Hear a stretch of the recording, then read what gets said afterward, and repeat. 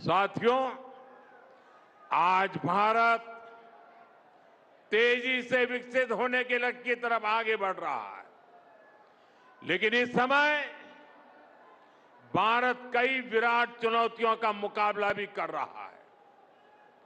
साथियों, कोरोना काल के दौरान ही दुनिया सप्लाई चेन के बहुत बड़े संकट से गिर गई थी। कोविड के बाद यूक्रेन में युद्ध शुरू हो गया, उसने दुनिया की परेशानियां और बढ़ा दी। फूड, फ्यूल, फर्टिलाइजर, इन तीनों चीजों पर गंभीर प्रभाव पड़ा। बीते 5-6 वर्षों में इस संकट से निपटने के लिए हमारी सरकार निरंतर प्रयास कर रही है। आपको याद होगा, उस समय और आज भी फर्टिलाइजर की एक बोरी दुनिया में 3-3 हजार रुपये में बिक रही थी। एक बोरी का 3,000 रुपया। कितना? आप बताएंगे एक बोरी का कितना? आंकड़ा नहीं, बोलिए मुंह से। 3,000 रुपया एक बोरी का। कितना? एक बोरी का कितना? एक बोरी का कितना? और भारत के किसानों को वही खाद की बोरी 300 से भी कम रुपये में दी जा रही है। 3,000 के सामने 300 रुपये में। सप्लाई चेन की इन मुश्किलों के बीच पिछले 2 महीने से हमारे पड़ोस में ही इतना बड़ा युद्ध चल रहा है। इसका असर पूरी दुनिया पर पड़ा है और भारत पर तो और भी गंभीर असर हुआ है। साथियों, भारत के पास बड़े बड़े तेल के कुएं नहीं है। हमें अपनी जरूरत का पेट्रोल, डीजल, गैस, ये सब बहुत बड़ी मात्रा में दुनिया के दूसरे देशों से, बाहर से मंगाना पड़ता है। युद्ध की वजह से पूरी दुनिया में पेट्रोल, डीजल, गैस और फर्टिलाइजर के दाम बहुत अधिक बढ़ चुके हैं, आसमान को भी पार कर गए हैं। अड़ोस पड़ोस में देशों में क्या हाल है वो तो अखबारों में आता है। भारत सरकार इस युद्ध के पिछले 2 महीनों से देशवासियों को इस संकट से बचाने के लिए लगातार प्रयास कर रही है। नागरिकों पर बोझ न पड़े, इसके लिए सरकार सारा बोझ सरकार खुद अपने कंधे पर उठा रही है। लेकिन साथियों, जब सप्लाई चेन पर संकट लगातार बना रहे तो हम कितने भी उपाय कर लें, मुश्किलें बढ़ती ही जाती है। इसलिए अब देश को सर्वोपरि रखते हुए, मां भारती को सर्वोपरि रखते हुए हमें एकजुट होकर के लड़ना होगा। हमें याद रखना है, देश के लिए मरना ही सिर्फ देशभक्ति नहीं होती है। देश के लिए जीना और देश के प्रति अपने कर्तव्यों को निभाना, वो भी देशभक्ति होती है। इसलिए वैश्विक संकट के इस समय में हमें कर्तव्यों को सर्वोपरि रखते हुए कुछ संकल्प लेने होंगे और उन संकल्पों को पूरे समर्पण भाव से पूरा करना होगा। जैसे एक बड़ा संकल्प है पेट्रोल डीजल का संयम से इस्तेमाल करना। साथियों, हमें पेट्रोल डीजल का उपयोग कम करना होगा। शहरों में जहां मेट्रो है वहां हम तय करें कि हम मेट्रो का ही उपयोग करेंगे, ज्यादा से ज्यादा मेट्रो में ही जाएंगे। अगर कार में ही जाना जरूरी है तो फिर कार पूल करने का प्रयास करें और भी लोगों को साथ बिठा लें। अगर हमें कहीं सामान भेजना हो तो कोशिश करनी है कि वह ज्यादा से ज्यादा रेलवे गुड्स के जो ट्रेन होती है रेलवे की सर्विसेज से भेजें, ताकि इलेक्ट्रिक रेलवे होने के कारण पेट्रोल डीजल की जरूरत नहीं पड़ती है। जिन लोगों के पास इलेक्ट्रिक व्हीकल है वो भी कोशिश करें कि इलेक्ट्रिक व्हीकल का ज्यादा से ज्यादा उपयोग करें। साथियों, हमने कोरोना के समय में वर्क फ्रॉम होम की, ऑनलाइन मीटिंग्स की, वीडियो कॉन्फ्रेंस की, ऐसी अनेक व्यवस्थाएं विकसित की और हमें आदत भी हो गई थी। आज समय की मांग ऐसी है कि उन व्यवस्थाओं को हम फिर से शुरू करें तो वो देश हित में होगा। Work from home, online conferences, virtual meetings, इनको हमें फिर से प्राथमिकता देनी है। साथियों, आज जो संकट है उसमें हमें विदेशी मुद्रा बचाने पर भी बहुत जोर देना होगा, क्योंकि दुनिया में पेट्रोल डीजल इतना ज्यादा महंगा हो गया है, पहले से कई गुना ज्यादा कीमतें बढ़ गई है। तो हम सबका दायित्व है कि पेट्रोल डीजल की खरीद पर जो विदेशी मुद्रा खर्च होती है, पेट्रोल डीजल बचाकर हमें वो मुद्रा भी बचानी है। इसके लिए हमारे छोटे छोटे प्रयास भी देश की बहुत मदद कर सकते हैं।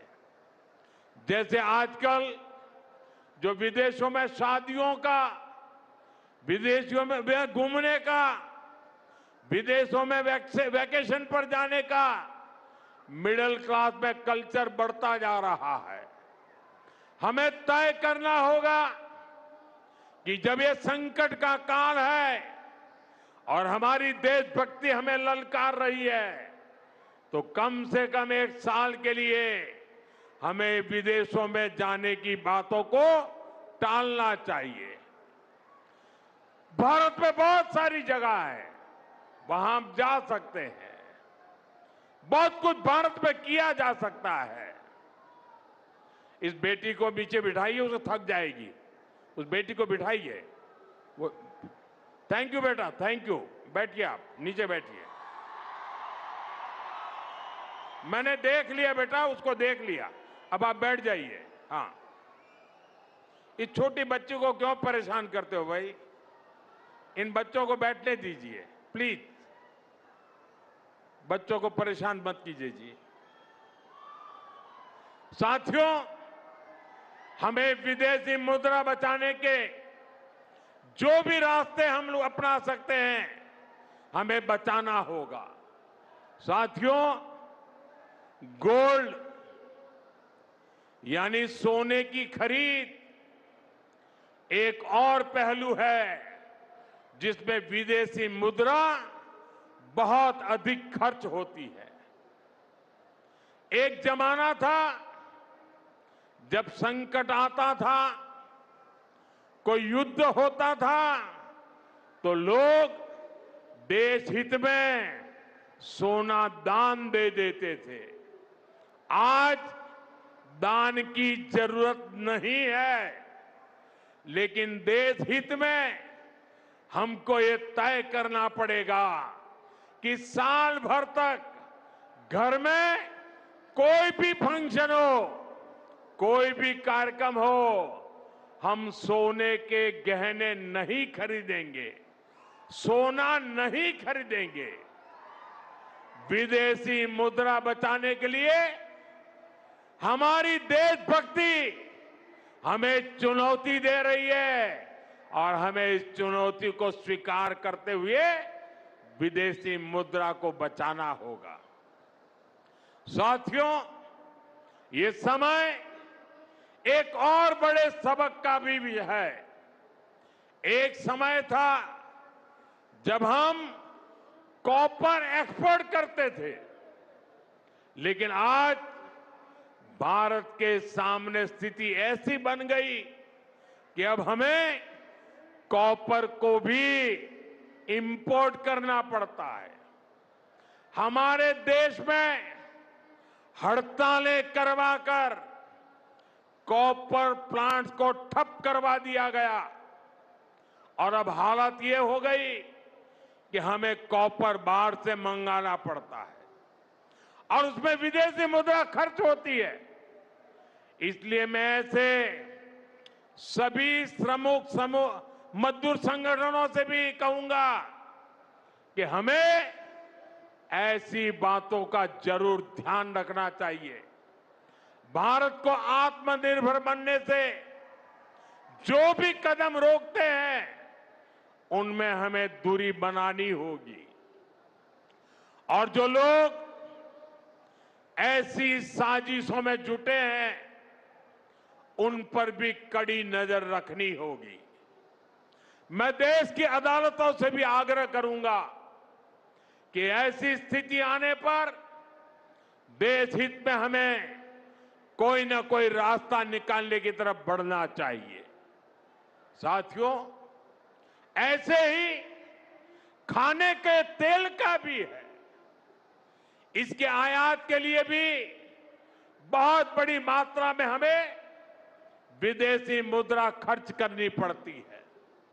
हर परिवार अगर खाने के तेल में खाने का तेल का जो उपयोग करता है, अगर वो कुछ कमी करे, मैंने बार बार कहा है 10% कम करो।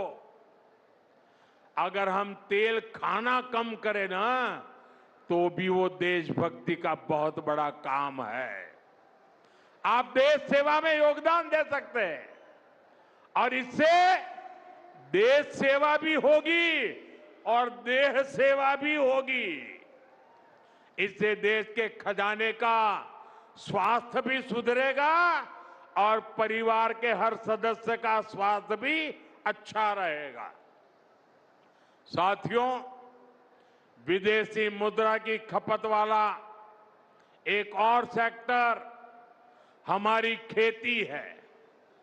हम बहुत बड़ी मात्रा में बाहर से केमिकल फर्टिलाइजर इंपोर्ट करते हैं।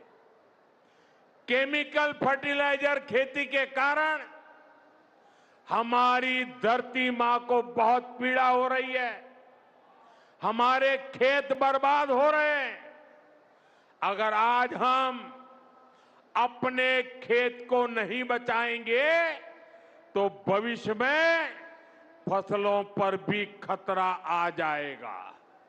इसलिए बहुत जरूरी है कि हम केमिकल फर्टिलाइजर की खपत 25%, 30%, 40%, 50% उसको घटाए, आधी कर दें और हम उसके साथ साथ नेचुरल फार्मिंग की तरफ बढ़ें। हम फर्टिलाइजर का उपयोग कम करके विदेशी मुद्रा भी बचा सकते हैं और साथ साथ अपने खेत को बचा सकते हैं, हमारी ये धरती मां को बचा सकते हैं। और यह हमें करना ही होगा। आज वैश्विक संकटों से जो चुनौतियां आई है, हमें उन चुनौतियों को परास्त करना होगा। साथियों, भारत सरकार खेतों में डीजल पंप की जगह सोलर पंप की योजना चला रही है। हम खेतों में डीजल पंप की जगह सोलर पंप का उपयोग करने का जोर देना होगा। मैं कोविड काल में भी आग्रह करता था कि हम स्थानीय चीजें खरीदें, वोकल फॉर लोकल के मंत्र को लेकर चले। हम मेड इन इंडिया चीजें खरीदकर भी विदेशी मुद्रा बचा सकते हैं और हमारे देश में स्थानीय उत्पादन की कोई कमी नहीं है। चाहे जूते हो, पर्स हो, बैग हो, हमें स्वदेशी पर बल देना चाहिए। और मैं ये नहीं कह रहा कि जो आपके पास विदेशी चीजें खरीदी हुई है, विदेशी ब्रांड की है, उनको जाकर के फेंक दो, ऐसा मैं नहीं कह रहा हूं। लेकिन मेरा आग्रह है कि नए विदेशी प्रोडक्ट हमें नहीं खरीदने चाहिए।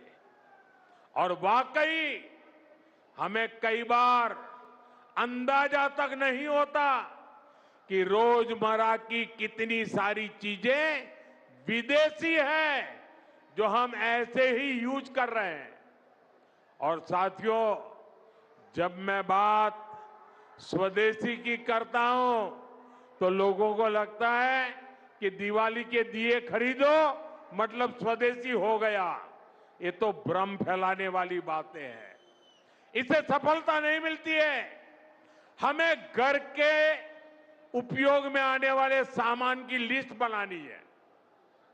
देखना चाहिए कितनी विदेशी चीजें घुस गई है, पता ही नहीं है। कैंची हो, कंघी हो, छोटी छोटी चीजें, टूथपिन, टूथब्रश, कितना सारा सामान विदेश से हमारे घर में घुस गया है। फिर इस लिस्ट से हमें हो सके उतना जल्दी स्वदेशी में बदलना चाहिए। साथियों, ये बातें सिर्फ एक सरकार, एक दल, एक व्यक्ति की नहीं है। ये बीजेपी का भी मुद्दा नहीं है, ये देश का मुद्दा है। और इसके लिए हर नागरिक, हर राजनीतिक दल, हर सरकार, हर समाज, हर संगठन को संकल्पबद्ध होगा। मैं मीडिया के साथियों से भी देश हित में आगे आने के लिए आग्रह करूंगा। आइए देशभक्ति का भाव जगाएं और देश को जो वैश्विक संकट चल रहे हैं, देश उस संकटों का लाभ ले, परिस्थिति पे सवार हो जाए। ऐसा वातावरण बनाने के लिए हमें योगदान देना होगा और तभी जाकर के देश सफल होगा। ऐसे संकल्प जब हर नागरिक पूरी ईमानदारी से सिद्ध करेगा तो भारत हर संकट में जरूर विजयी होगा।